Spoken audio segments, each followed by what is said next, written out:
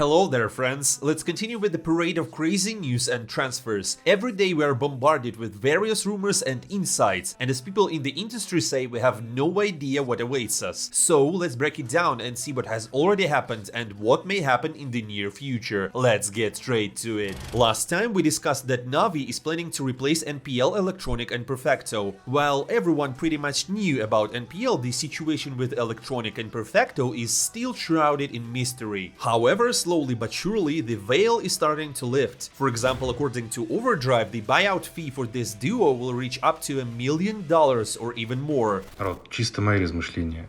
Если все-таки произойдет так, что Electronic и Perfecto уйдут из NaVi, их, соответственно, надо будет выкупать, и я сомневаюсь, что они будут играть в одной команде, потому что выкуп этих игроков из NaVi будет стоить просто космических сумм.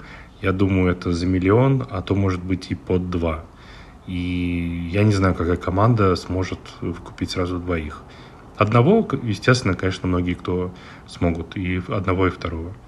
And here's the question, who can afford such a deal? Hirumi mentioned that these guys might continue playing together. Initially there were rumors about Virtus.pro, but it's clear that NaVi won't negotiate with them. So who could it be? Of course Cloud9 comes to mind immediately. You might think, nah, that's absurd, but then you see it. Hirumi reveals that Cloud9 is interested in Perfecto and Electronic. What? It's unbelievable, that would be an incredible dream team. And Cloud9 definitely has the funds to buy out this duo, plus negotiating with an American organization shouldn't be a problem for NaVi. And then everything went batshit crazy. Overdrive confirmed this on his stream, stating that Cloud9 plans to replace Buster and hop it with the NaVi duo. If it happens, theoretically, it could be the most formidable lineup in history. Shiro is currently stronger than Simple in terms of statistics. Exile is the best rifler in the world. Perfecto is the support player of Dreams, and Electronic is the best player who can find space and destroy opponents. The crucial factor would be whether Nefani can handle this as the captain, and if he does, it would be explosive. Friends, rate this lineup from 1 to 10 in the comments. In my opinion, if everything works out, they will be undoubtedly the future champions. And just as these rumors started circulating, the hype went to level 80. First, Electronic posted mysterious emojis on his stories in Instagram. Honestly, I can't remember Electronic doing anything like that on his social media ever.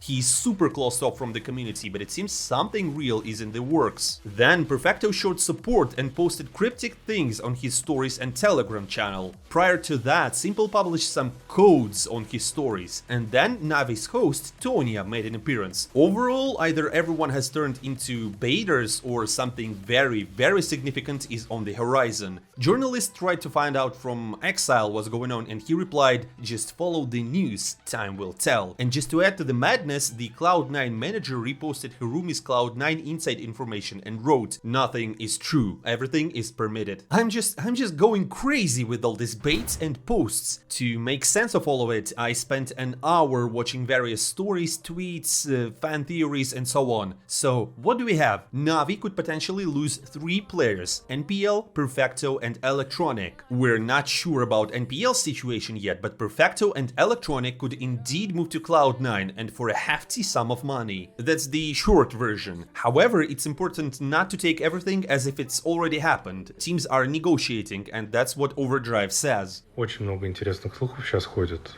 Про NaVi вы слышали. В клудах говорят минус бустер, минус хоббит. Сегодня даже появилась информация, что Ван Вин минус Бумыч. Но это все слухи, которые я никак не могу подтвердить. Поэтому это все, конечно, интересно слушать, но будьте готовы к тому, что ничего не сбудется. А может быть и все сбудется. Поживем и увидим.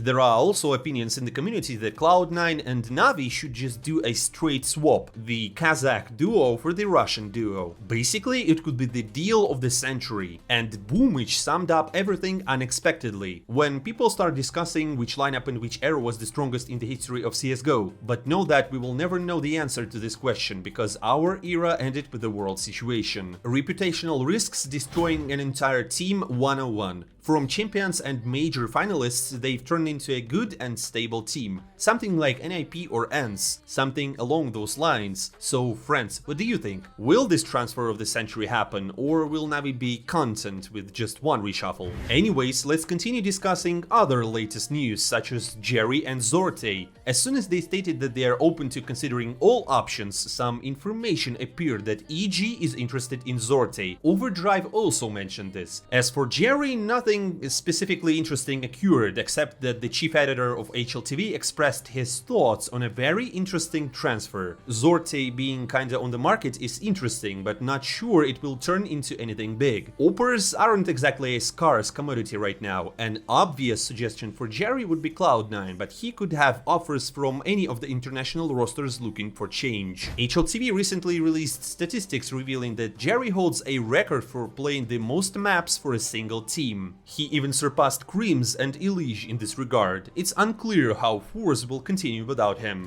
But let's talk about something official for a change, as it's been all rumors and inside information. Well, here they are. ESC Gaming has announced their full lineup. Alongside Edward and Bondeg, they have also added Tension, Smash and Mavi 2K. Markelov is currently listed as a streamer, and it's an interesting lineup, but it seems like more suited for tier 3 tournaments at the moment. Let's see how they will perform. Another official news comes from FaZe Clan, and no, there are no changes in the roster yet, but the initial rumors are starting to be confirmed. Innershine, the analyst for FaZe, has left his position. Earlier, Harumi mentioned that he would join Aurora as a coach. Here's what he writes about it. I'm leaving FaZe Clan. Honestly, it was a very difficult decision, somewhat unexpected for myself as well, but I decided that it's time to step out of my comfort zone. Am I sad to leave FaZe? Yes, probably, but at this stage of my career, I believe that it's the right move. Being part of this roster and helping Kerrigan build his legacy has been a tremendous honor, and I'm proud of what we've achieved in FaZe over the past 2 years. It was amazing, but there's even more greatness ahead. FaZe in my heart forever. Clearly, he wouldn't leave just like that, so there must be a more advantageous offer, and the rumors about Aurora seem highly logical. Kerrigan has already bid farewell to the analyst. Good luck on your next step in your career. Been great working with you and wish you all the best in the future. Alright, well, now that we've had a break from the rumors thanks to the official news, let's dive back into the rumors. Especially since everyone around is talking about complete madness that will happen in the pro scene. Harumi writes about it, and even Nerds unexpectedly mentions it. The ENS player said that soon there will be the biggest reshuffle you will ever see. Then FaZe player Shalfei added that there will be some lineups that we can't even imagine now.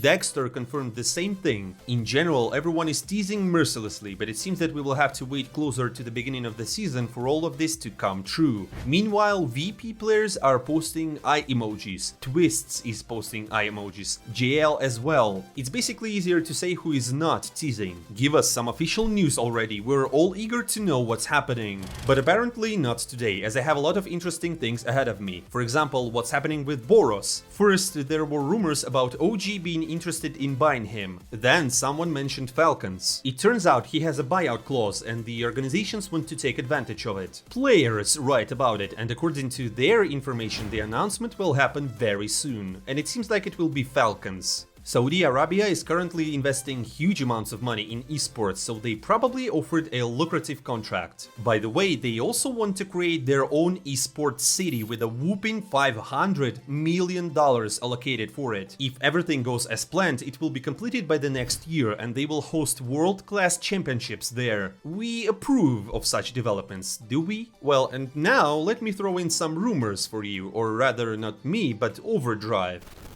Ходят слухи, и команда, и организация проявляет интерес по замене Дюпри. То есть вот такая информация. Здесь тихо, здесь тоже идут мысли по заменам.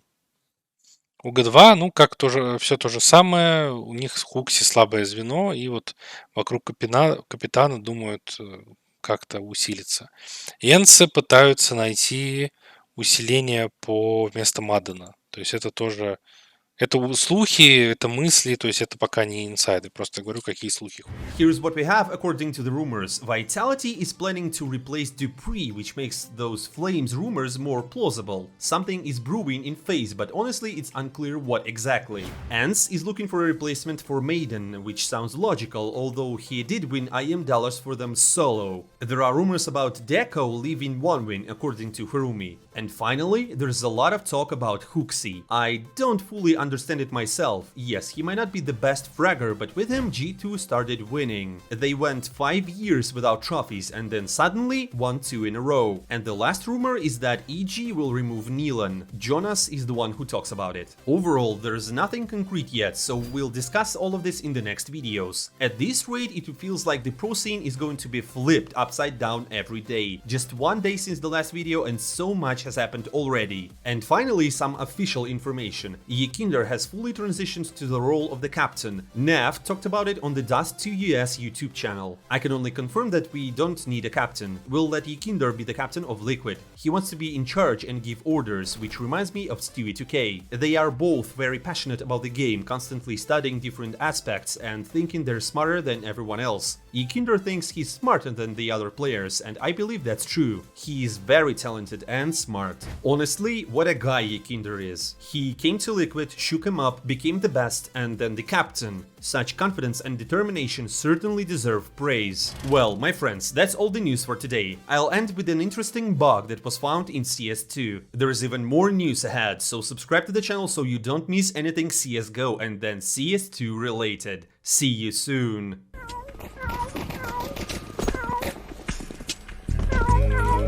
I'm in, plant. Okay, now die, and I got this. I win that, don't worry.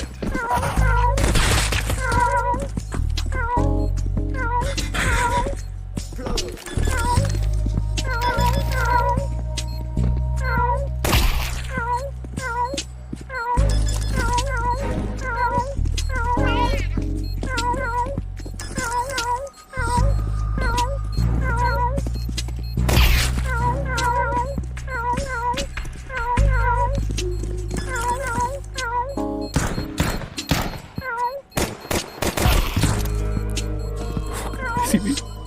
Get ready. He's going to explode.